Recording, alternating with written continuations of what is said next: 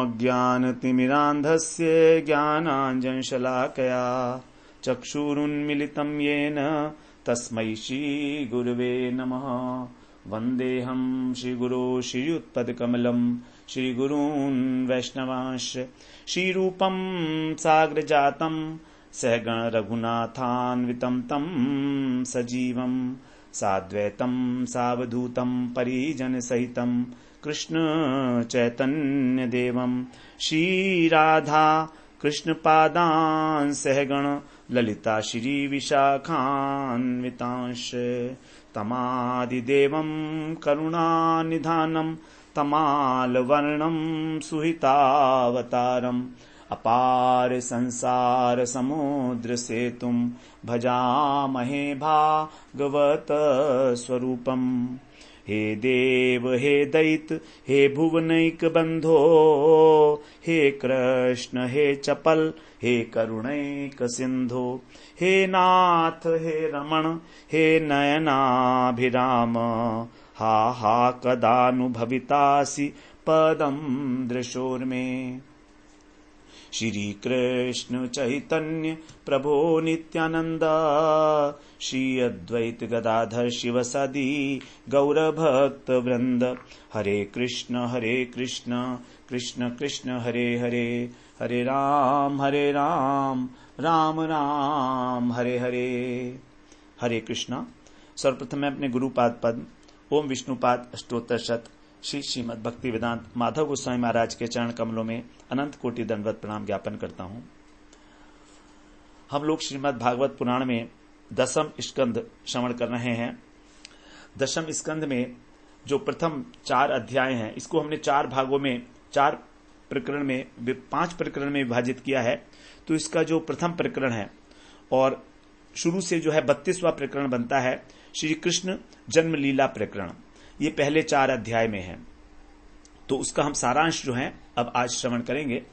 तो इसमें बताया गया है कि वसुदेव देवकी का विवाह होता है और कंस के द्वारा किस प्रकार देवकी के 6 पुत्रों की हत्या की जाती है। राजा परीक्षित ने सुखदेव जी से प्रश्न किया नवम स्कंध में, जब उन्होंने कथाएं सुनाई राजवंशी और सूर्यवंशी और चंद्रवंशी राजाओं की, तो कहते हैं कि आपने दोनों वंशों की जो कथाएं हैं बड़ी विस्तार से सुनाई। अब आप हमको यदुवंश के अंदर जो अवतीर्ण भगवान हैं कृष्ण, उनके चरित्र का वर्णन विस्तार से सुनाइए। बताते हैं कि जब कुरुक्षेत्र के मैदान में युद्ध हो रहा था, तो जिन्होंने मेरे जो दादा थे 5 पांडव, उन्होंने जिनका आश्रय लेकर और उस युद्ध में बड़े बड़े जो शूरवीर थे तिमिंगल की भांति, जैसे सागर में होते हैं ना तिमिंगल जो मछली को भी निगल जाते हैं, तो ऐसे भीष्म द्रोणाचार्य इत्यादि, तो उनको भी जो है पार कर लिया केवल कृष्ण की शरण लेकर। और जिन्होंने मेरी भी माता के गर्भ में रक्षा की, तो उनके विषय में आप जो है बताइए। अब यहां पर कृष्ण के विषय में कृष्ण लीला से संबंधित 6 प्रश्न करते हैं परीक्षित महाराज कि रोहिणी नंदन बलराम ने बिना देहांतर प्राप्ति के, अर्थात बिना देह परिवर्तन किए एक ही शरीर से 2 माताओं के गर्भ से जन्म कैसे ले लिया। दूसरा प्रश्न है भगवान मुकुंद किस कारण से जो अपना पिता का घर मथुरा था उसको छोड़कर ब्रज में चले गए, नंदालय में। तीसरा प्रश्न था जो भगवान भक्तों के परिपालक हैं कृष्ण, उन्होंने अपने संबंधियों गोपों के साथ कहां कहां पर निवास किया। चौथा प्रश्न श्री केशव ने ब्रज और मथुरा में अवस्थान करके किन किन लीलाओं का विस्तार किया और किस कारण से उन्होंने जो वध के सर्वथा अयोग्य है मामा कंस, उसको मारा। 5वां प्रश्न है कि भगवान ने अपने शरीर को प्रकट करके, जो उनका सच्चिदानंद विग्रह है, यादवों के साथ द्वारका में कितने वर्ष तक वास किया। और 6ठा प्रश्न कृष्ण की कितनी महिषियां थी, कितनी रानियां थी उनकी द्वारका में। तो यहां पर इन प्रश्नों के माध्यम से जो है उन्होंने अपने कृष्ण के जो जन्म का रहस्य है वो भी जानना चाहा, क्योंकि वो ब्रज में मथुरा में जन्म लिए और ब्रज में आ गए। तो यही हमारा जो है कृष्ण जन्म लीला प्रकरण है पहला। उसके बाद ब्रज लीला की, तो वो हमारा दूसरा प्रकरण हो गया। फिर हमारा हो गया मथुरा प्रकरण, मथुरा लीला, और द्वारका के अंदर क्या लीलाएं की। तो सभी जो हैं प्रकरण हमारे इसी प्रकार से नियोजित किए गए हैं। तो ये बात सुनी जब, तो सुखदेव जी महाराज ने अभिनंदन किया परीक्षित महाराज के प्रश्न का। और कहते हैं कि जो भगवान की लीलाएं हैं इनके विषय में प्रश्न करने से जो श्रोता है, वक्ता है और प्रश्नकर्ता तीनों ही पवित्र हो जाते हैं। अब कथा का आरंभ कर रहे हैं कि जब भूमि अत्यंत आक्रांत हो गई थी जो राजा लोगों के भार से, क्योंकि वो बड़े अत्याचार करते थे, तो ब्रह्मा जी के पास गई गाय का वेश धारण करके, गाय का रूप धारण करके, जो सुमेरु पर्वत के ऊपर ब्रह्मा जी अवस्थित हैं। वहां पर ब्रह्मा जी ने देखा पृथ्वी बड़ी दुखी है, तो वो देवताओं को और शिव जी को लेकर जो है क्षीर सागर के तट पर गए। वहां पर उन्होंने भगवान की पुरुष सूक्त से स्तुति की। तो और फिर उसके बाद जब ब्रह्मा जी ने अपना ध्यान लगाया, एकाग्र चित्त हुए, तो उनको हृदय के अंदर ही आकाशवाणी प्रकट हुई। उस आकाशवाणी को ही अब ब्रह्मा जी देवताओं को बता रहे हैं। देवताओं को बताया ब्रह्मा जी ने कि भगवान को ये पहले से पता है, क्योंकि भगवान की तो प्रिया है पृथ्वी, तो उनके कष्ट को तो पता ही है भगवान को कि वो कष्ट में है, और वो तो भगवान ईश्वरों के भी ईश्वर है। तो वो स्वयं उन्होंने जिस निर्णय किया है वो स्वयं आएंगे इस पृथ्वी पर लीला करने के लिए। तब तक आप सभी लोग जो देवता हैं वो भी अपने अंशों के साथ जो है यदुकुल में जन्म लीजिए उनकी लीला में सहयोग करने के लिए, और आपकी जो पत्नियां हैं, स्त्रियां हैं, वो भी उनकी जो प्रियतमा होंगी उनको प्रसन्न करने के लिए वो भी जन्म ग्रहण करें। इस प्रकार से भगवान यदुकुल में अवतीर्ण होने वाले हैं। शेष जो है उनके बड़े भाई के रूप में आएंगे और योग माया भी अवतार लेंगी। इस आकाशवाणी को सुना, पृथ्वी को समझा बुझाकर ब्रह्मा जी ने लौटा दिया। अब आगे बता रहे हैं, मथुरा के अंदर, मथुरा में शूरसेन जो है उस समय राजा थे, और वहां पर वसुदेव जी की जो बहन, चचेरी बहन थी, नहीं, वसुदेव जी जो हैं कंस की जो चचेरी बहन है देव की, उससे विवाह करके और रथ पर चढ़कर अपने घर जा रहे थे। कंस अपनी बहन को बड़ा प्रेम करता था, इसलिए उसने स्वयं रथ हाँकने का निर्णय किया, और कंस ने अपनी बहन को बड़ा प्रचुर मात्रा में दहेज इत्यादि प्रदान किया। और जब वो जा रहे थे तो अनेक मंगल वाद्य यंत्र बज रहे थे। रास्ते में कंस को आकाशवाणी सुनाई दी कि जिसको तुम ये पहुंचाने जा रहे हो वही, उसी का 8वां जो संतान है वो तुमको मार डालेगा। ये सुनते ही कंस जो है उसने अपनी तलवार निकाल ली और देवकी की चोटी पकड़ के उसको मारने के लिए उद्यत हो गया। अब देखिए असुर प्रवृत्ति यही है। अभी तो इतना प्रेम कर रहा था और अभी जो है उसको मारने के लिए, जब अपने स्वार्थ में किसी प्रकार की हानि होती है तो असुर लोग कोई भी पाप करने से पीछे नहीं हटते हैं। जैसे ही इस प्रकार से देखा, वसुदेव जी बड़े धैर्यपूर्वक उन्होंने अपने धैर्य को धारण किया और विचलित नहीं हुए, उनकी बुद्धि बिल्कुल स्थिर रही, और इस प्रकार से साम दाम दंड नीति इनका आश्रय लेते हुए वसुदेव जी कंस को समझाने का प्रयत्न करते हैं। पहले तो उन्होंने गुण कीर्तन किया, तुम तो बड़े भोजवंश के होनहार वंशधर हो, अपनी वंश की कीर्ति बढ़ाने वाले हो, बड़े शूरवीर हो। फिर उन्होंने साम नीति का ही अवलंबन करते हुए अभेद, जो साम नीति के 5 भाग हैं, गुण कीर्तन, अभेद, संबंध, लाभ और परोपकार, ये 5 जो हैं साम नीति के विभाग हैं। साम दाम दंड भेद। तो दाम और दंड तो कंस के ऊपर काम नहीं कर सकता था, इसीलिए उन्होंने साम का पहले उपयोग किया। गुण कीर्तन किया, सब लोग तुम्हारी प्रशंसा करते हैं। संबंध दिखाया कि तुम भोजवंशी हो, अपने वंश का यश बढ़ाने वाले हो, और वध करने से तुम्हारा क्या लाभ होगा, तुम्हारा अपयशी होगा। फिर अभेद दिखाया कि तुम्हारी बहन तुमसे कोई अलग तो है नहीं। और परोपकार मतलब ये विवाह का अवसर है, तो यदि तुम मारोगे तो मुझे कष्ट होगा, इसलिए तुम देवकी का मुझे दान दे दो, ये बड़ा परोपकार होगा तुम्हारा, मैं तुम्हारा हमेशा ऋणी रहूंगा।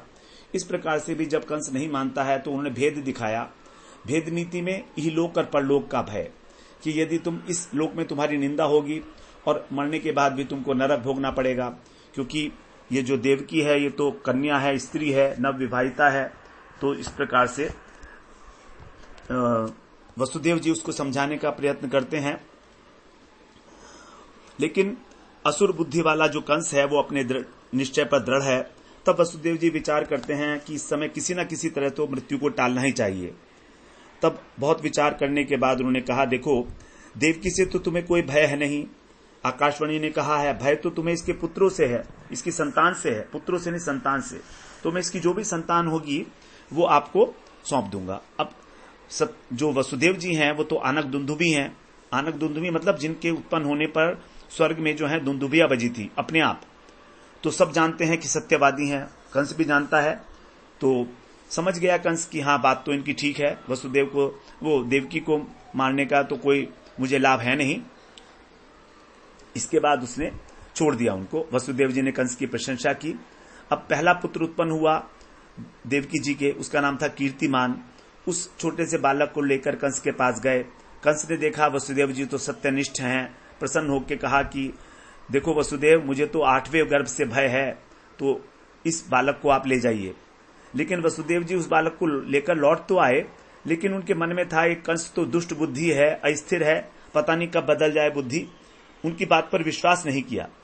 दूसरी ओर नारद जी को जो है देवता लोग बड़े चिंता में पड़ गए कि अब कंस का उद्धार कैसे होगा। ये तो कंस जो है दया दिखा रहा है, तो कंस धर्मात्मा बन जाएगा तो भगवान इसका उद्धार नहीं करेंगे जल्दी, क्योंकि फिर तो जो है कंस कृष्ण को जो है कोई कारण नहीं होगा इसके मारने का। तो इसलिए भगवान जल्दी ही इसका उद्धार करें, इसके लिए यही हितकारी है, क्योंकि भक्त तो हो नहीं सकता है। तो इस प्रकार से नारद जी ने जाकर कंस को बताया कि देखो देवताओं की सभा के अंदर ये निर्णय किया गया है कि जो जितने देवता हैं वो सब यदुवंश में, और नंद इत्यादि जो गोप हैं वो सारे के सारे ही तो तुम्हारे के सारे तुम्हारे दुश्मन हैं। ये तुम्हारी सेवा कर रहे हैं तुम्हारे संबंधी बनके, लेकिन अब तुम्हारा वध करना चाहते हैं। और जो है बाद में देवकी के गर्भ से विष्णु उत्पन्न होंगे और तुम्हारा वध करेंगे, इसलिए तुम्हें सावधान रहना चाहिए।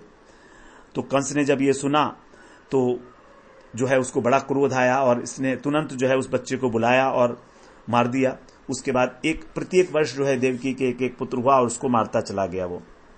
अब उसने जो है जितने भी यदुवंशी थे सबसे विरोध ठान लिया, और जो राजा उग्रसेन थे तो वे भी उसके पिता, वे भी यादव थे, तो वो समझा पता नहीं ये भी जो है मेरे से बैर करते हैं, तो उनको भी जो है जबरदस्ती उसने अपने आप ही हथकड़ी बेड़ी डालकर और जेल में डाल दिया और स्वयं राज्य करने लगा।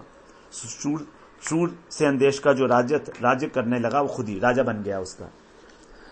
अब दूसरे अध्याय में बता रहे हैं कि भगवान जो है देवकी के घर में प्रवेश करते हैं और देवताओं के द्वारा उनकी स्तुति होती है। सुखदेव जी बताते हैं कि वो अपने अनुचरों के साथ प्रलंबासुर, बकासुर, चाणूर, तृणावर्त, अघासुर इत्यादि जितने भी उसके साथी हैं सबके साथ यदुवंशियों का विनाश करने लगा। कंस के अत्याचार से सब बड़े भयभीत हो गए, इसलिए कुछ लोग तो कुरु, पांचाल, केकय देशों में चले गए, लेकिन कुछ लोग जो हैं उसकी ही बात को मानकर और उसकी आज्ञा को मानकर वहीं पर रहे। उनको क्योंकि इच्छा थी कि भगवान आएंगे, उनके दर्शन करने के लिए हमको सौभाग्य होगा हमारा, तो इसलिए वे लोग कुछ वहीं पर रह गए। जैसे अक्रूर इत्यादि लोग हैं तो उसकी आज्ञा का पालन करते हुए और वे वहीं पर रहे। तो जब कंस ने 6 पुत्रों को मार दिया तो देवकी जी के 7वें गर्भ में भगवान आए, शेष के अंश बलराम जी आते हैं और संकर्षण। अब देवकी जी बड़ी प्रसन्न हुई, लेकिन साथ साथ भयभीत भी हैं कि कंस जो है इसको भी जो है मार ना दे। भगवान ने देखा कि ये जो है कंस सबको सता रहा है, तो उन्होंने तुरंत योग माया को आदेश दिया कि हे देवी तुम जाओ और नंद के गोकुल में जाओ, वहां पर रोहिणी जी रह रही हैं, क्योंकि वसुदेव जी ने अपनी सभी पत्नियों को इधर उधर भेज दिया था। रोहिणी जो है वो गोकुल में आकर रह रही थी, कंस के भय से ही वो भयभीत थे वसुदेव की कहीं जो है मेरे और अन्य पत्नियों को ये कष्ट ना दे, इसलिए वसुदेव जी ने अपनी पत्नियों को इधर उधर भेजा था। तो रोहिणी जी है वो गोकुल में रह रही थी। तो रोहिणी जी, भगवान ने आदेश दिया कि रोहिणी जी के गर्भ में जो है रोहिणी जी के गर्भ में वो रोहिणी जी नंद बाबा के घर में रह रही हैं, और तुम क्या करो, अब देवकी के गर्भ में जो मेरा अंश है संकर्षण, उसका निवास है, और उसको वहां से निकालकर तुम अब रोहिणी के गर्भ में पहुंचा दो। इस प्रकार से मैं अपने अंश के साथ जो है देवकी के गर्भ में आऊंगा, और तुम जो है यशोदा मैया के गर्भ से, यशोदा मां के गर्भ से तुम जो है उत्पन्न होना। तो इस प्रकार से, और सारे लोग जो हैं तुम्हारी पूजा करेंगे इस संसार के अंदर। 2 काम बताई हो माया को, एक तो तुम इस गर्भ को निकालकर उधर पहुंचा दो, और फिर बाद में जब मैं आऊंगा उसके बाद में तुम यशोदा जी के गर्भ से भी तुम उत्पन्न होना वहां पर। इसके लिए तुमको जो है सभी लोग तुम्हारी पूजा करेंगे, 16 नामों से तुमको पुकारेंगे इस जगत के अंदर, दुर्गा, भद्रकाली, विजया, वैष्णवी, कुमुदा, चंडिका इत्यादि, और अलग अलग स्थान होंगे तुम्हारे तो इस प्रकार योग माया ने भगवान की परिक्रमा की और देवकी के गर्भ को रोहिणी के गर्भ में पहुंचा दिया। इधर ये प्रचार हो गया कि देवकी का गर्भ जो है 7वां गिर गया है, नष्ट हो गया है। अब भगवान जो है इस प्रकार से वसुदेव जी भगवान के जन्म के विषय में बता रहे हैं। भगवान सबसे पहले वसुदेव जी के हृदय में प्रवेश किए, अंतःकरण में। जब भगवान हृदय में आए तो वसुदेव जी बड़े दैदीप्यमान हो गए, दुर्धर्ष बताया गया है। और तभी फिर वसुदेव जी ने अपने हृदय से ही उन भगवान को देवकी के गर्भ में आधान किया। तो भगवान का जो आधान हुआ है वो नॉर्मल प्राकृत स्त्री पुरुष के संग की भांति नहीं है। ये वसुदेव जी के हृदय से ही जो है भगवान देवकी के गर्भ में आए हैं। अब जब देवकी ने भगवान को गर्भ में धारण किया इस प्रकार से, तो उनकी शोभा से जो कारागार था वो जगमग होने लगा, लेकिन फिर भी उसकी इतनी ज्योति नहीं हुई जितनी होनी चाहिए। तो यहां पर उपमा दे रहे हैं, जैसे कि कोई व्यक्ति विद्वान है, तो वो विद्वान सरस्वती उसके पास है, उसकी कृपा है, लेकिन वो सरस्वती को लोगों को नहीं देता, अपने आप ही रखता है अपने पास ही। तो उसको कहा गया खल। तो ज्ञान खल की भांति है, अर्थात उसका पूर्ण प्रकाश नहीं हुआ और सरस्वती भी उसको छोड़कर चली जाती हैं। तो इस प्रकार से जो ज्योति थी वो उतना प्रकाश नहीं हो पाया जितना होना चाहिए था, क्योंकि वो कारागार में है इस प्रकार से। लेकिन कंस ने जब देखा इतना तेज है तो समझ गया कि इसी गर्भ में मेरी मृत्यु का निवास है। अब कंस जो है वो सोचता है कि मैं क्या करूं, देवकी को मारना ठीक है कि नहीं है, क्योंकि देवकी को इस समय मारना जो है बड़ा गलत हो जाएगा, मेरी कीर्ति जो है सारी नष्ट हो जाएगी। एक तो ये स्त्री है, फिर मेरी बहन, और तीसरे गर्भवती भी है। तो इसको मारने से फिर मेरी कीर्ति, मेरी आयु और मेरी लक्ष्मी सब नष्ट हो जाएंगी। और जो क्रूरता का व्यवहार करता है इस प्रकार का व्यक्ति, वो भी जो है जीते हुए भी मरने के समान हो जाता है। तो अब यहां पर भगवान की महिमा का बोध कराया जा रहा है कि जिस हृदय के अंदर भगवान बैठे हुए हैं, वहां पर कंस जैसा जो क्रूर पुरुष है उसकी क्रूरता भी शांत हो गई। वसुदेव देव की वही है जिनके साथ कितना क्रूर व्यवहार किया था उसने, कारागार में ही है अभी भी, लेकिन जब भगवान आए गर्भ में तब उस क्रूरता से निवृत्त हो गया और अब उनके जन्म की प्रतीक्षा कर रहा है। कंस की हालत तो यह हो गई कि जहां देखता है वहीं कृष्ण को ही देखता है, खाता पीता सोता बैठता चलता सब कृष्ण। तो कृष्ण का ही चिंतन हो रहा है भय के कारण। अगर कोई किसी के पांव की ध्वनि भी सुनाई देती तो सोचता है कि कृष्ण के पांव की ध्वनि है, और कोई बोलता तो ऐसा लगता कि कृष्ण ही बोल रहे हैं। तो इस प्रकार से जो है भयभीत हो गया, पूरा का पूरा आविष्ट हो गया भय से, और भगवान का चिंतन करते करते भगवानमय ही सारे विश्व को देखने लगा। इस प्रकार से यहां बताया। फिर जब सभी ब्रह्मा शिव इत्यादि देवताओं ने देखा कि भगवान आ गए हैं गर्भ में, तो वो भगवान की स्तुति करने के लिए आए हैं। भगवान की बड़ी सुंदर स्तुति की जाती है उनके द्वारा दूसरे अध्याय में 26वें श्लोक तक। सत्यव्रतम सत्यपरम त्रिसत्यम सत्यस्य योनिम निहितं च सत्ये सत्यस्य सत्यम मृत सत्य नेत्रम सत्यात्मकं त्वाम शरणं प्रपन्नाः। आप सत्यव्रत हैं, अर्थात आप सत्य संकल्प हैं और आप सत्य के द्वारा ही प्राप्त करने योग्य हैं, सत्य पर हैं। आप त्रिकाल अबाधित हैं, आपके अंदर भूत वर्तमान भविष्य तीनों कालों में ही आप सत्य हैं। आप पंचभूत हैं, पंचभूत के समान जो हैं उसके अंदर निहित हैं। पंचभूत आपसे उत्पन्न हुए हैं, उनकी योनि स्थान है, और वो निहितम च सत्य, और आप ही उसके अंदर विराजमान भी हैं। पंचभूतों के कारण भी आप हैं और आप उनके अंदर व्याप्त भी हैं। इस प्रकार से आप अभिन्न निमित्तोपादान कारण हैं इस जगत के, और आप सत्य के भी सत्य हैं। सत्य से सत्यम और ऋत सत्य नेत्रम, जो भी व्यवहारिक सत्य है, परमार्थिक सत्य है, वो सब आपका ही स्वरूप है। और क्या है आप? सत्यात्मकम त्वाम शरणम प्रपन्ना, संपूर्ण सर्वथा आप सत्य ही सत्य हैं, इसलिए हम आपकी शरण ग्रहण करते हैं। तो इस प्रकार से बड़ी सुंदर स्तुति की जाती है भगवान की। आदि वृक्ष जो है बताया गया है संसार को, तो उसकी भी जो है उसका जो आश्रय है माया, वो भी आपकी ही अध्यक्षता में काम करती है। भगवान ही जो है इसका उत्पत्ति प्रलय और लय स्थान है इस संसार का। जिनका चित्त माया से ढका है वे भगवान को नहीं देख पाते, वे अलग अलग प्रकार से देखते हैं, उनके अंदर भेद दृष्टि है। लेकिन जो संत हैं, वे जो विपश्चित हैं, उनके लिए आप जो हैं बड़े, आपके जो चरणारविंद हैं वो जहाज के समान हैं, बड़े आसानी के साथ जो है गोवत्स की तरह हो जाता है सारा भवसागर उनके लिए। तो बड़े आसानी के साथ वो भवसागर को पार कर जाते हैं। जैसे गोवत्स होता है, गाय का जो बछड़ा है उसके खुर से जो गड्ढा बनता है उसमें कितना पानी आएगा, कुछ भी नहीं है, पता भी नहीं लगेगा।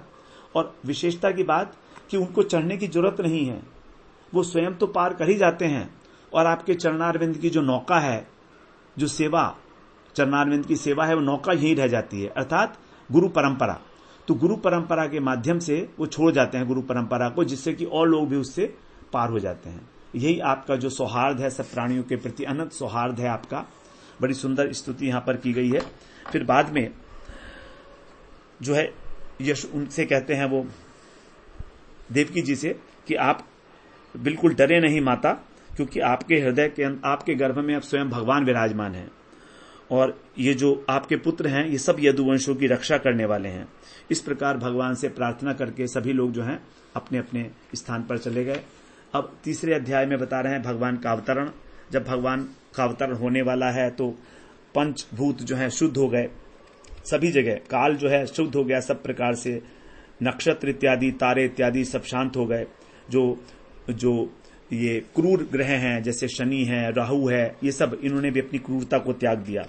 दिशाएं भी प्रसन्न हो गईं, स्वच्छ आकाश हो गया, तारे जगमगाने लगे। पृथ्वी पर सारे जितने भी छोटे बड़े गांव थे, नगर थे, वो सब मंगलमय हो गए और सब समृद्धिशाली हो गए। नदियों का जल जो है स्वच्छ हो गया। रात्रि में कमल विकसित होने लगे। वन के अंदर वृक्षों पे पुष्प लद गए, पुष्पों की जो पंक्तियां हैं वो वृक्षों से लद गईं। पक्षी कलरव करने लगे, भ्रमर गुंजार करने लगे, शीतल मंद सुगंध वायु बहने लगी। और कंस के अत्याचार से जो यज्ञ की अग्नि बुझ गई थी अपने आप जल गई। तो इस प्रकार से जितने भी सज्जन पुरुष हैं उनका मन प्रसन्न हो गया। आप यहां पर 5 जो है पंच महाभूत की शुद्धि बताई गई, आकाश, वायु, अग्नि, जल और पृथ्वी। और इसके साथ साथ ही काल की शुद्धि हुई, दिशाएं और मुनियों के मन। तो दिशा जो है वो श्रवण जो है वो जो हमारे कान है उसके देवता होते हैं दिशाएं। तो श्रवण करने से ही कथा, भगवान की कथा करने से और मुनियों का मन प्रसन्न हो गया। तो श्रवण का और हृदय का बड़ा जो है संबंध है। जब भगवान की कथा श्रवण करते हैं हम हृदय में तो हमारा मन जो है शुद्ध हो जाता है। इस प्रकार भूत शुद्धि भी हुई और ये तीनों शुद्धि, 8 प्रकार की शुद्धि यहां पर बताई गई। पंच महाभूत, काल, दिशा और मुनियों के मन। आकाश में देवताओं की दुंदुभी बजती है, अप्सराएं नृत्य कर रही हैं। सागर के पास मेघ जाकर मंद मंद गर्जना करने लगे। प्रकृति जो है सब प्रकार से भगवान का अभिनंदन करने के लिए तैयार है आज, क्योंकि उसके पति आ रहे हैं।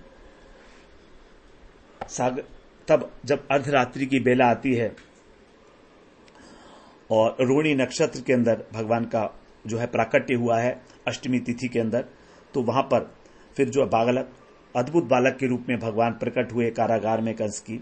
वसुदेव जी देखते हैं बड़ा अद्भुत बालक है, नेत्र के समान मनोहर, कमल मनोहर जो है नेत्र हैं, कमल के समान विस्तृत हैं। शंख चक्र गदा पदम उन्होंने धारण किए हुए हैं। शंख गदा और आयुध जितने भी हैं सारी, शंख चक्र गदा पदम, ये 4 जो है आयुध वो किए हुए हैं। श्रीवस्त्र उन्हें वक्षस्थल पर धारण किया हुआ है और गले में जो है कौस्तुभ मणि शोभायमान है उनके।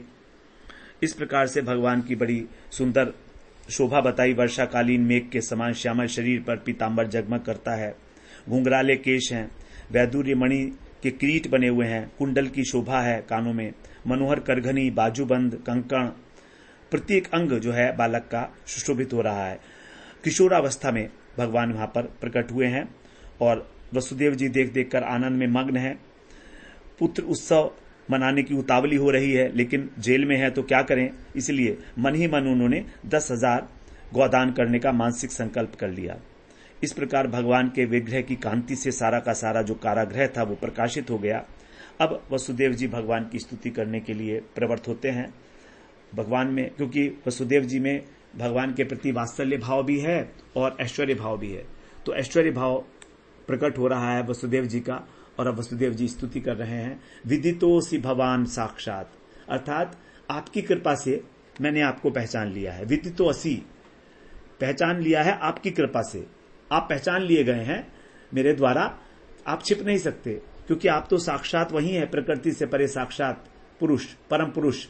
आप जो हैं केवल अनुभव स्वरूप हैं, आप बुद्धि के दृष्टा हैं, और आपने इस प्रकृति में प्रवेश नहीं किया, आप तो पहले से इसमें थे, लेकिन फिर भी प्रविष्ट की भांति आप प्रतीत होते हो, आप हो नहीं, अर्थात प्रकृति के 3 गुण आपको स्पर्श नहीं कर सकते, लेकिन फिर भी आप जो है सर्वव्याप्त हो, आपका कोई आवरण नहीं है, ना बाहर ना भीतर।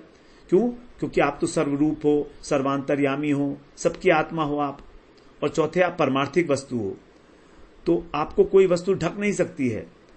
तो इस प्रकार से जो व्यक्ति आपके अतिरिक्त कोई सत्ता स्वीकार करता है वो मूर्ख है, वो केवल वाद विवाद कर रहा है, क्योंकि जिस वस्तु का अस्तित्व ही नहीं वो उसको स्वीकार कर रहा है, जिसका अस्तित्व ही नहीं है उसको स्वीकार कैसे किया जाएगा। इस प्रकार से वसुदेव जी जो हैं बड़ी सुंदर स्तुति करते हैं। फिर बाद में कहते हैं कि आप जो हैं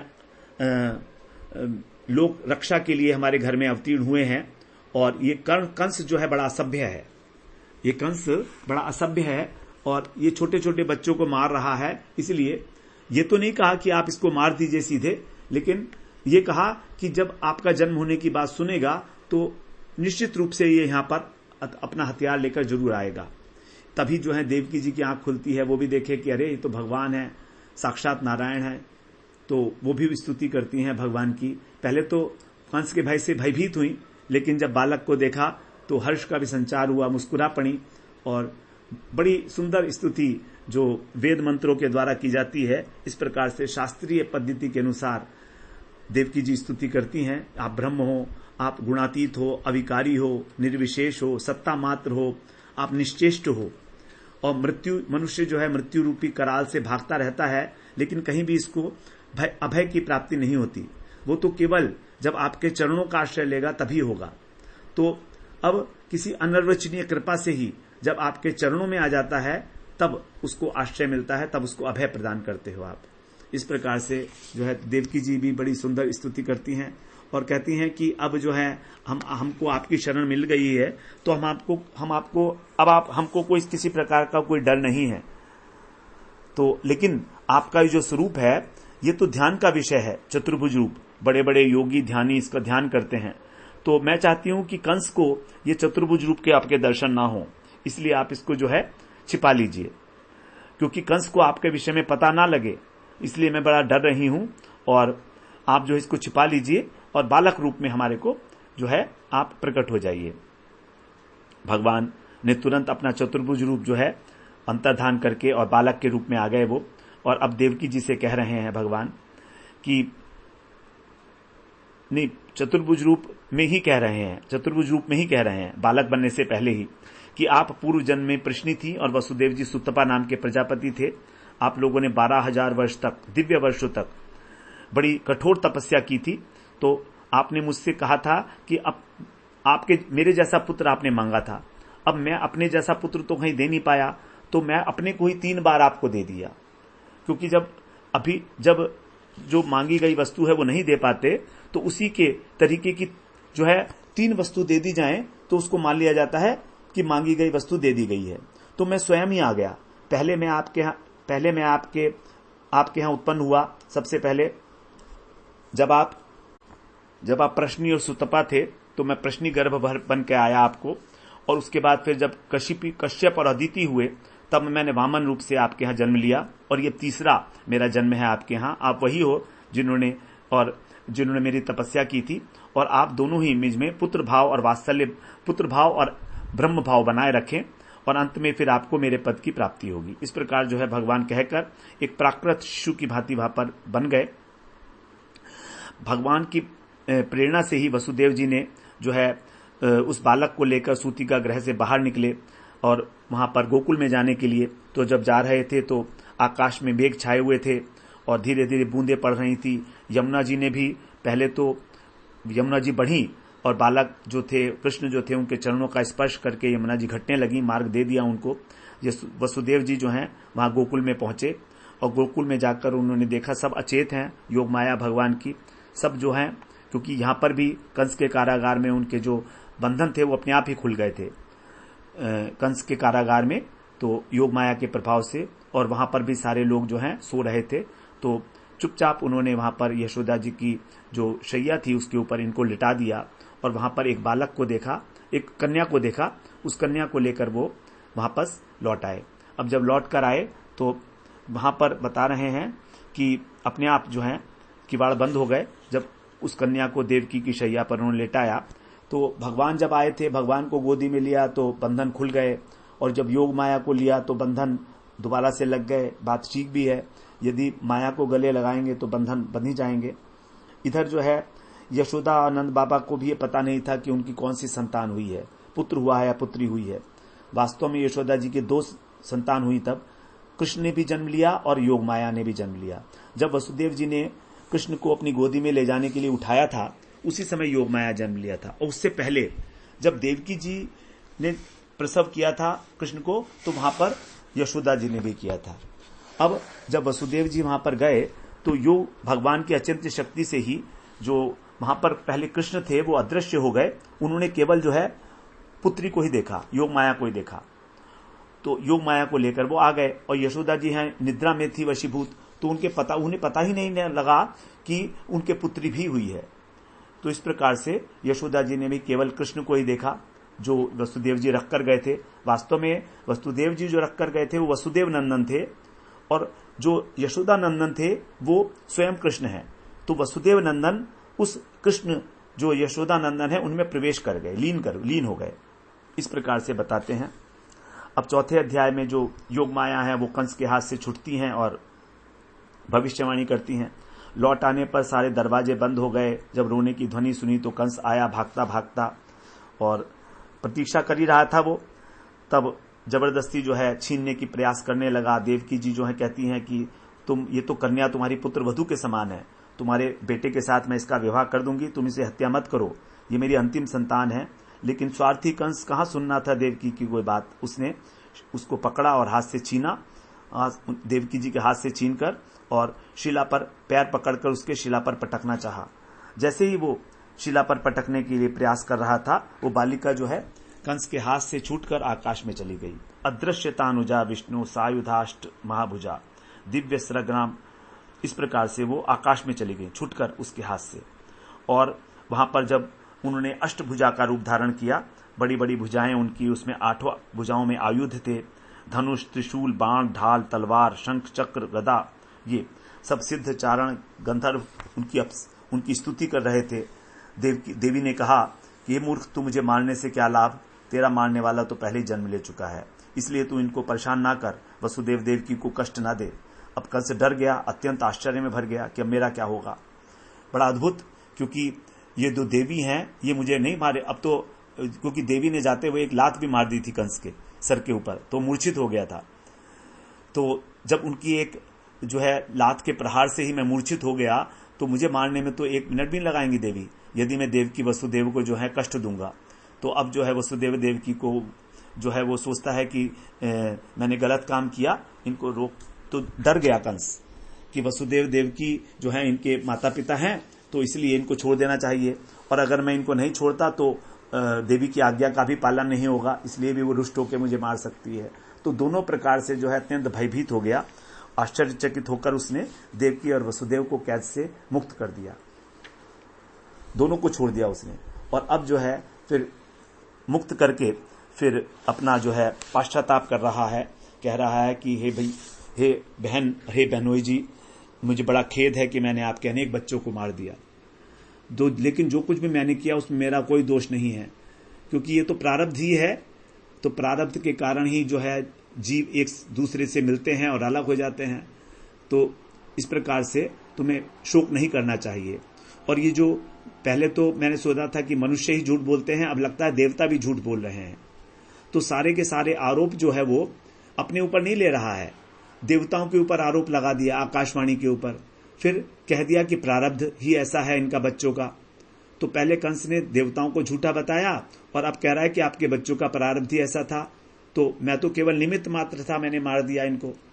अपने ऊपर दोष नहीं आने दे रहा है वो इस प्रकार का, और बड़े आत्मज्ञान की बातें करता है कि बहुत सारी चीजें होती हैं इस संसार के अंदर, वो कभी साथ में होती हैं, कभी अलग अलग हो जाती हैं, सबको अपने अपने कर्मों का फल भोगना पड़ता है। तो इसलिए मैं मारा गया और मुझे कोई मारता है, ये सब तो निरर्थक बातें हैं, इसका कोई औचित्य नहीं है, क्योंकि आत्मा तो अजर अमर है। इस प्रकार से जो है बड़ी आत्मज्ञान की बातें करता है कंस, बड़ा ज्ञान भगा रहा है, लेकिन इतना ज्ञान है तो अपने आप से मरने से क्यों डरता है ये नहीं सोचता। तो अपने आप से तो मरने से डर रहा है और दूसरे को उपदेश दे रहा है, यही है आसुरिक ज्ञान, यही है आसुरिक ज्ञान। आसुरिक ज्ञान का पूरा एक, जो जैसे हिरण्यकशिपु भी इसी प्रकार ज्ञान दिए थे अपनी हिरण्याक्ष का वध होने पर अपनी माता को, और हिरण्याक्ष की जो पत्नी थी बंधु बांधव, तो उनसे यही ज्ञान दिया था उसने, हिरण्याक्ष ने भी। तो ये असुर लोग इसी प्रकार से करते हैं। वसुदेव जी को वसुदेव जी से कहा, वसुदेव जी के पैर पकड़ लिए दोनों के, आश्वासन वसुदेव जी ने दिया उसको कि देखो ठीक ही है तुम जो कह रहे हो, कोई बात नहीं है, हम हंसकर कहा वसुदेव जी ने, जिससे कि जो है, और देवकी जी ने भी उसको क्षमा कर दिया। तो अपने पराये का भेद जो होता है वो होता है हमको अहंता ममता के कारण। इस प्रकार से आश्वस्त होकर अपने घर में चला गया। प्रातः काल उसने अपने मंत्रियों को बुलाया और जो कुछ भी योग माया ने कहा था सब सुनाया। अब मंत्री तो उसके उसी की भांति हैं, असुर हैं सारे के सारे, मंत्रा देने वाले भी कोई कुबुद्धि है सबके सब, कोई ज्ञान तो है नहीं उनको, शास्त्र ज्ञान इत्यादि। तो वो कहते हैं कि ठीक है, अब आज से 10 दिन के भीतर जो भी उत्पन्न होंगे अथवा जो पहले हो चुके हैं हम उन सबको मार देंगे, और जो देवता है ये हमारा क्या कर लेंगे, इनमें तो ताकत ही नहीं है। और विष्णु तो अकेला एकांतवासी है, क्षीर सागर में शयन करता रहता है। शंकर जी जो हैं वो वन में रहते हैं कैलाश पर्वत के ऊपर, और ब्रह्मा जो है वो तो तपस्वी हैं, और इंद्र जो है उसके अंदर तो कुछ पराक्रम ही नहीं है। तो ये हमारा कुछ नहीं बिगाड़ सकते, और हम लोग जो है अब 10 दिन के अंदर अंदर जितने भी बच्चे हैं ब्रज के अंदर उन सब का नाश कर देंगे। फिर भी कहता है कि देव उपेक्षा नहीं करनी चाहिए शत्रु की, क्योंकि है तो शत्रु ही ना। तो इसलिए आप अब विश्वास करें और हम लोगों की नियुक्ति कर दें, हमारा अपॉइंटमेंट कर दें, कहां कहां पर हमको जाना है, किस किस प्रकार से ये सारी चीजें मैनेज करनी है। बाकी सब आप हम पर छोड़ दीजिएगा, हम संभाल लेंगे सब कुछ, आपको चिंता की कोई जरूरत नहीं है। आप तो बड़े बलवान हो, आपकी भ्रुकुटी मात्र से देवता लोग डर जाते हैं। जैसी आपकी भ्रुकुटी टेढ़ी होती है, बड़े बड़े देवता जो है डर जाते हैं, भाग जाते हैं, हाथ जोड़ देते हैं आपके आगे, और चोटी और कच्छ भी खोल देते हैं और कहते हैं आपसे कि हम तो डर गए हैं आपसे, बिल्कुल हम आपकी शरण में हैं, आप हमारी रक्षा कीजिए, इस प्रकार के। तो आपको डरने की क्या आवश्यकता है। इस प्रकार से जो है चाटुकार उसके मंत्री, उन्होंने उसको बोला, और उसके बाद बताते हैं कि आपस में निर्णय करते हैं कि जो देवताओं के मूल हैं ये विष्णु, क्योंकि जहां विष्णु होते हैं वहीं सनातन धर्म होता है, और सनातन धर्म की जड़ है वेद, गाय, ब्राह्मण, तपस्या और यज्ञ। और ये वेद, गाय, ब्राह्मण, तपस्या, यज्ञ, सत्य, श्रम, दम और तितिक्षा, ये तो विष्णु के अंग हैं। तो जहां पर भी ऋषि लोग हैं वहां पर उनका वध करना शुरू कर दो, गायों को मार दो, जिससे कि जब दूध ही नहीं मिलेगा तो यज्ञ कैसे होगा। तो कंस तो पहले ही दुर्बुद्धि था, अपने मंत्रियों की बात मान ली, और ये निर्णय किया गया कि अब सभी ऋषियों को जो है ब्राह्मणों को मारना ठीक रहेगा। इस प्रकार का आदेश देकर वो जो है अपने भवन में चला गया। उसके सिर पे तो काल नाच रहा है, मृत्यु आ गई है, क्योंकि जो लोग संतों का अनादर करते हैं, महापुरुष का अनादर करते हैं, उनकी आयु, लक्ष्मी, यश, धर्म, लोक, परलोक और विषय भोग, सभी कल्याण के साधन जितने भी हैं वो नष्ट हो जाते हैं।